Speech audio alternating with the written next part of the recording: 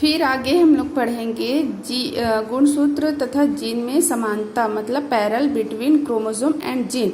तो इसके बारे में बॉरी एवं सटन नामक जो वैज्ञानिक थे, उन्होंने 1902 में स्वतंत्र रूप से कार्य करते हुए आनुवंशिकता के सिद्धांत का प्रतिपादित किया।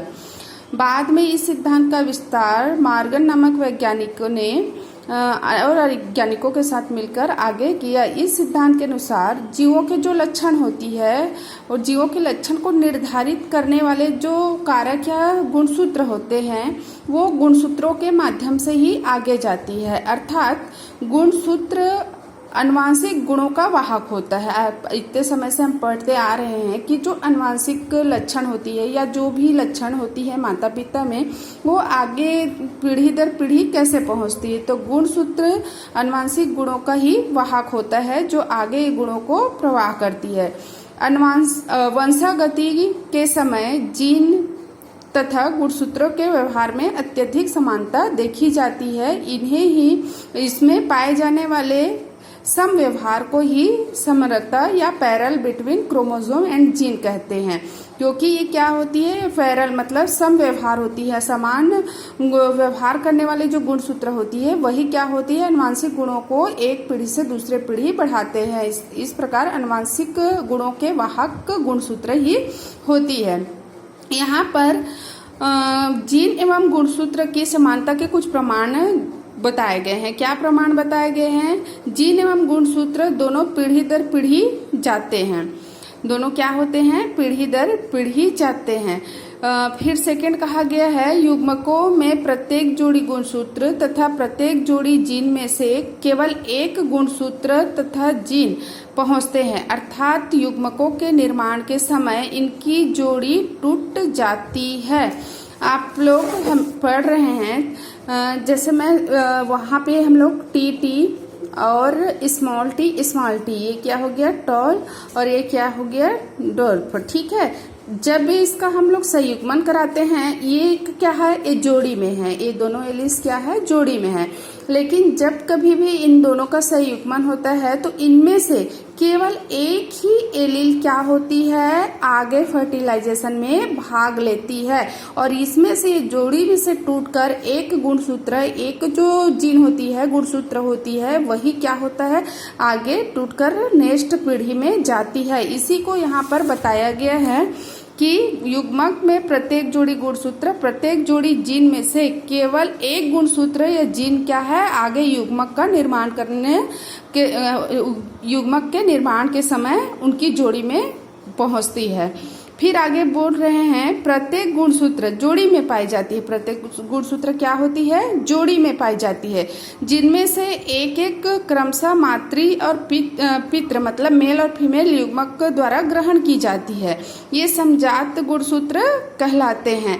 जैसे सपोज एक से एक से क्या हो गया, ये फीमेल गुणसूत्र है और एक्स वाई क्या हो गया, ये मेल गुणसूत्र हो गया, है ना। तो इसमें से जब कभी भी युग्मक बनता है या फर्टिलाइजेशन होगा आगे या क्रॉस होता है तो क्या होगा, एक फीमेल से और एक मेल से जाता है और इस प्रकार से ये क्या करती है, आगे युग्मकों का निर्माण करती है, जिसे समजात गुणसूत्र कहेंगे। समान रहेगा तो उसको हम क्या कहेंगे, समजात गुणसूत्र कहेंगे। तो इसी प्रकार और आगे बताया गया है कि डीएनए अथवा जीन द्विगुणन अवस्था में द्विगुणन के साथ गुणसूत्रों का द्विगुणन करके संपन्न करता है। अर्थात दो क्रोमेटिड की रचना स्थापित होती है। गुणसूत्र में दो क्रोमेटिन रचना क्या होती है, स्थापित होती है। देखो हमेशा ये क्रॉसिंग ओवर बहुत लंबा चैप्टर है। इसमें क्या होती है, जब केंद्रक के अंदर क्रोमोसोम में विभाजन होता है, अर्धसूत्री जब विभाजन होता है तो ये दोनों क्रोमोसोम क्या होती है, विभाजन के समय एक दूसरे से दूर हटने लगती है। तो उस समय क्या होता है, क्रॉसिंग ओवर में इस क्रोमोसोम की जो जीन होती है और इस क्रोमोसोम की जो जीन होती है उनके बीच क्या होता है, संयुग्मन होता है, क्रॉसिंग होता है। और क्रॉसिंग होने से क्या होती है, इसमें की जीन जो होती है इसमें इसमें की जीन में ट्रांसफर हो जाती है और इसमें की जीन इसमें ट्रांसफर हो जाती है। इस प्रकार से इसमें का गुण इसमें परिलक्षित होगा और इसका गुण इसमें परिलक्षित हो जाता है। तो द्विगुणन जब क्रॉसिंग ओवर होती है तो यही क्रिया होती है कि क्रोमेटिन क्या होती है, आपस में क्रॉसिंग ओवर करती है और क्रॉसिंग ओवर करने से जीन विनिमय करता है। जीन विनिमय मतलब एक दूसरे के जीन के साथ विनिमय किया जाता है। फिर आगे है युग्म जनन तथा अर्धसूत्री विभाजन के समय प्रत्येक गुणसूत्र की जोड़ी टूट जाती है। प्रत्येक गुणसूत्र की जोड़ी टूट जाती है। एक जोड़ी में केवल एक गुणसूत्र भिन्न युग्मक में जाते हैं और यही हाल जीन का भी होता है। जीन की प्रत्येक जोड़ी टूट जाती है और ये एकल रूप में भिन्न युग्मक में पहुंच जाते हैं। वही बात बताई जा रही है जैसे ये पैरल में रहता है, मतलब जोड़ी में रहता है, और जब इसका क्रॉसिंग ओवर होती है या ये जब फर्टिलाइजेशन में भाग लेता है तो उसमें से केवल एक जीन या एक युग्मक ही आगे जाती है और एक युग्मक वही रुकता है जो समान गुण को प्रदर्शित करती है। अर्धसूत्री विभाजन के समय गुणसूत्रों के व्यवहार तथा मेंडियल कारकों में पृथक्करण में प्रत्यक्ष संबंध पाया जाता है। इसे निम्नानुसार बताया गया। वही F1 पीढ़ी से यहाँ फिर वही बताया गया है कि जब शुद्ध लंबे और बौने पौधों के बीच संकरण कराया जाता है तो F1 जनरेशन में समस्त पौधे कैसे आता है, दोनों का मिला जुला गुण आता है। मतलब केवल लंबे वो प्रदर्शित करेगा लेकिन जीन क्या होती है, दोनों का आता है। यहाँ दोनों जनकों के टी और टी कारक की एक जोड़ी समजात गुणसूत्र पर पाई जाती है। देखो यहाँ पर क्या बताया जा रहा है, एक गुणसूत्र कैपिटल टी और एक गुणसूत्र क्या आता है, स्मॉल टी आ रहा है ना, स्मॉल टी कारक आ रहा है। तो ये दोनों जो जीन हैं इसमें क्या पाया जाता है, समजात गुणसूत्र पाया जाता है। मतलब ये दोनों के जो लक्षण होती है, फिनोटाइपिक लक्षण होती है, उसमें समानता पाई जाती है।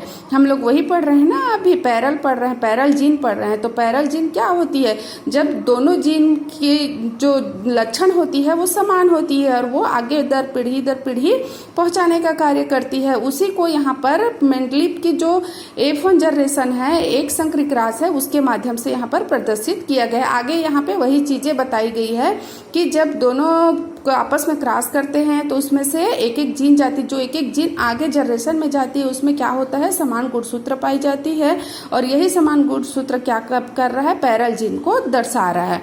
यहाँ पर जीनों के कार्य लिखा गया है। तो जीन के क्या क्या कार्य होते हैं, जीन के कार्य आनुवंशिक गुणों का निर्धारण करना होता है, सूचनाओं को एक पीढ़ी से दूसरे पीढ़ी पहुंचाना होता है, केंद्रक के अंदर केंद्रिका के निर्माण में सहयोग करते हैं, गुणसूत्र चक्र के माध्यम से प्रत्येक जीन और गुणसूत्र की संख्या डीएनए की मात्रा में स्थायी रहती है।